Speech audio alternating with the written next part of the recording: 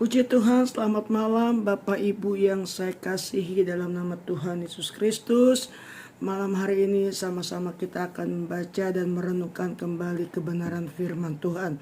Namun sebelumnya, mari sama-sama kita tundukkan kepala dan kita berdoa. Bapa yang baik, Bapa yang kami panggil dalam nama Tuhan Yesus Kristus. Malam hari ini Tuhan, kami akan membaca dan merenungkan kembali firman-Mu. Mari tuntun kami, bukakan rahasia firman-Mu. Allah Roh Kudus menerangi setiap ayat-ayat yang akan kami baca. Dan biar kami beroleh pengertian di dalam Engkau. Terima kasih Tuhan, kami alaskan doa kami dalam nama Tuhan Yesus Kristus. Haleluya. Amin. Puji nama Tuhan. Selamat malam Bapak Ibu yang saya kasihi dalam nama Tuhan Yesus Kristus. Kita masih dalam suasana HUT kemerdekaan Republik Indonesia yang ke-79. Dan renungan malam hari ini saya beri judul Teruslah Berjuang. Yang akan mendasari firman yang akan kita baca di dalam Efesus pasal yang ke-6 ayat yang ke-12. Efesus pasal yang ke-6 ayat 12. Demikian bunyi firman Tuhan. Karena perjuangan kita bukanlah melawan darah dan daging, tetapi melawan pemerintah-pemerintah, melawan penguasa-penguasa, melawan penghulu-penghulu dunia yang gelap ini, melawan roh-roh jahat di udara. Bapak Ibu, saudara-saudara yang saya kasih dalam nama Tuhan Yesus Kristus, kalau negara kita sudah dimerdekakan dari penjajahan secara fisik antara bangsa Belanda, bangsa Jepang yang pernah dialami oleh bangsa Indonesia. Namun hari-hari ini kita mengerti bersama, kita bukan lagi berperang dengan fisik kita, bukan lagi berperang dengan tenaga dan kemampuan militer. Namun di sini dikatakan karena perjuangan kita bukan melawan darah dan daging lagi. Nah, Rasul Paulus katakan di sini bagaimana kita hari-hari ini menghadapi situasi-situasi di mana kita harus berperang dengan segala kondisi yang ada hari-hari ini.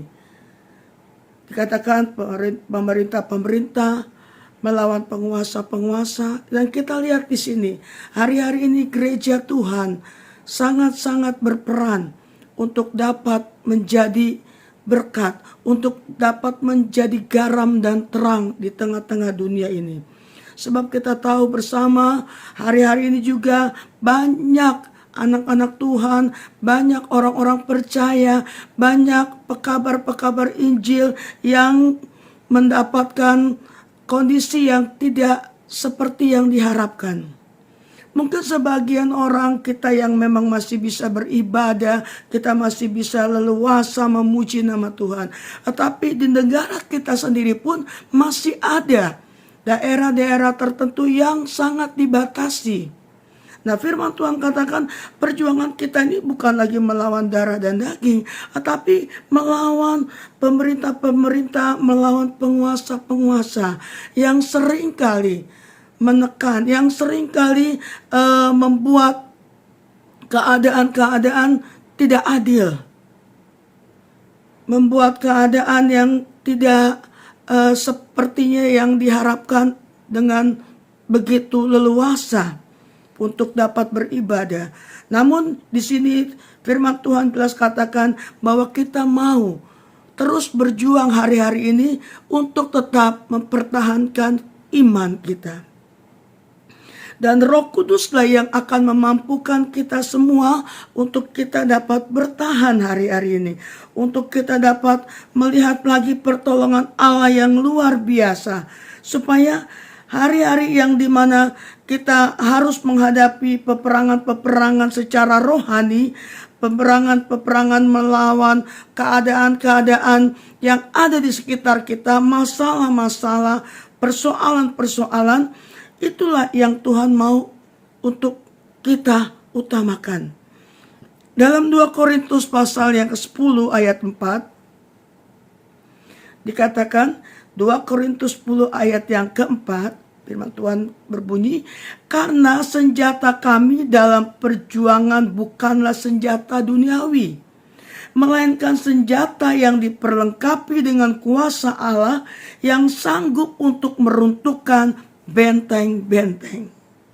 Lebih jelas lagi, senjata kita itu bukannya hal-hal yang militer, tetapi dikatakan di sini diperlengkapi dengan kuasa Allah untuk terus mampu berjuang, untuk terus mampu menghadapi segala bentuk benteng-benteng yang dapat menekan kita, yang dapat mengikat kita, yang dapat membelenggu kita, sehingga kita tidak dapat berbuat apa-apa.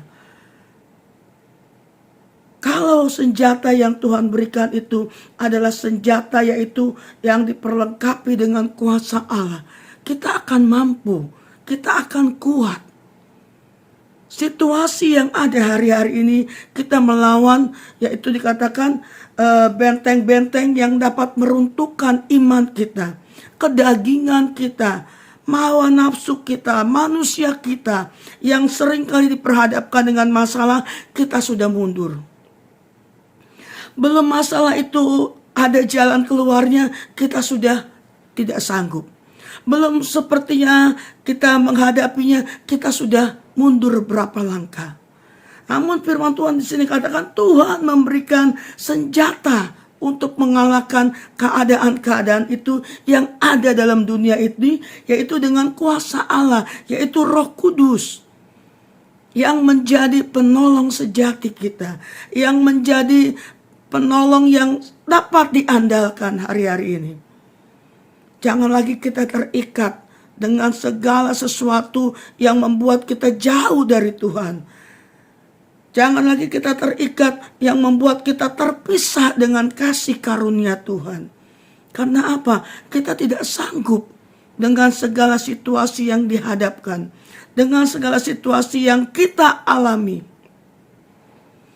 Sebab peperangan kita akan terus berjalan. Selama kita masih ada dalam dunia ini, kita harus tetap berperang. Berperang dalam arti kita mau mengalahkan dan meruntuhkan benteng-benteng. Benteng dosa, benteng hal-hal yang jasmani, yang seringkali membuat kita terjatuh. Dosa yang membuat kita tidak dapat berbuat apa-apa. Nah, firman Tuhan katakan, biarlah hari-hari ini kita mengerti bahwa Tuhan membawa saudara dan saya supaya kita bisa melihat pertolongan Allah yang luar biasa dan terus berjuang tanpa kenal lelah. Perjuangan kita akan selesai saat Tuhan panggil. Perjuangan kita akan selesai saat Tuhan katakan, sabaslah hambaku yang setia. Dalam Galatia 5 ayat yang pertama dikatakan di sini, supaya kita sungguh-sungguh merdeka. Kristus telah memerdekakan kita, karena itu berdirilah teguh dan jangan mau lagi dikenakan kuk perhambaan. Jangan jadi hamba dosa.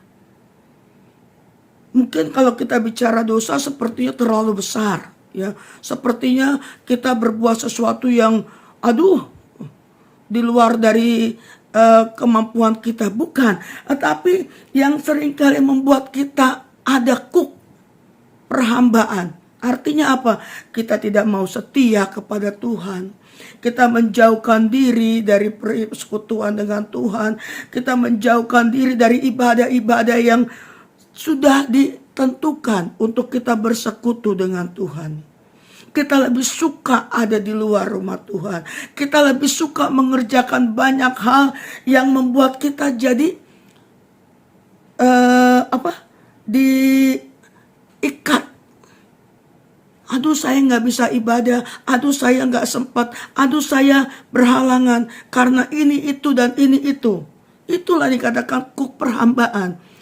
kita menjadi hamba dari dunia ini.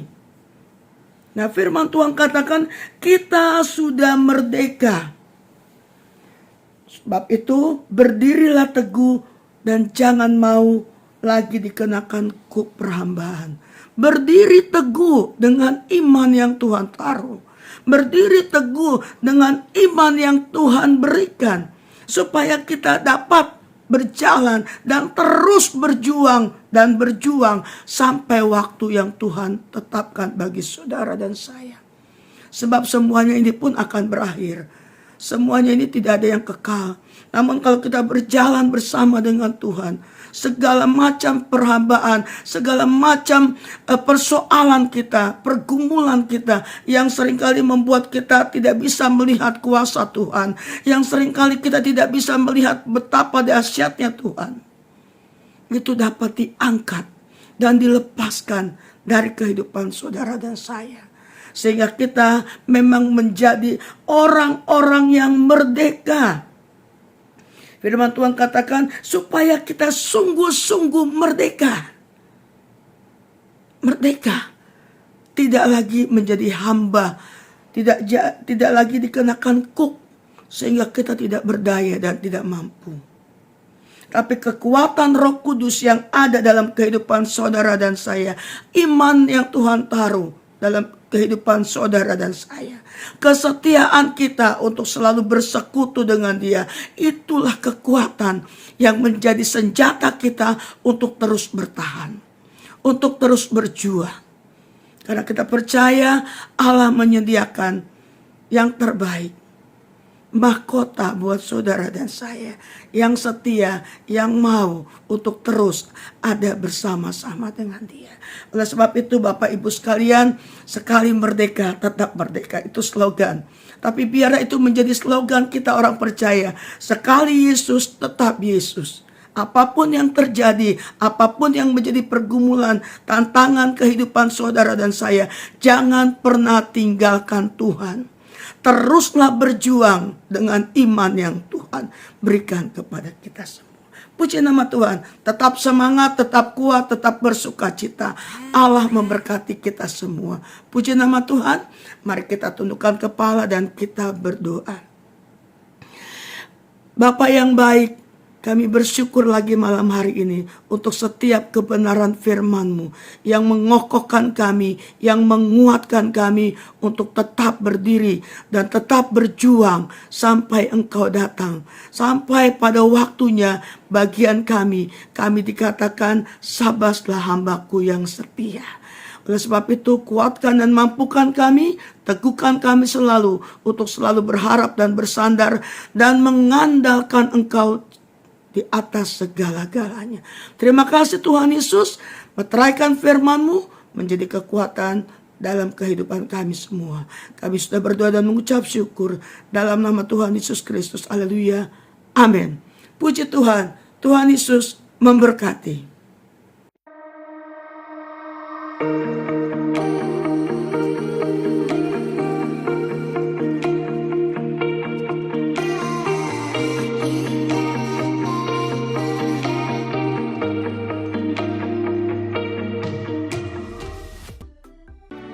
Gerejaku adalah rumah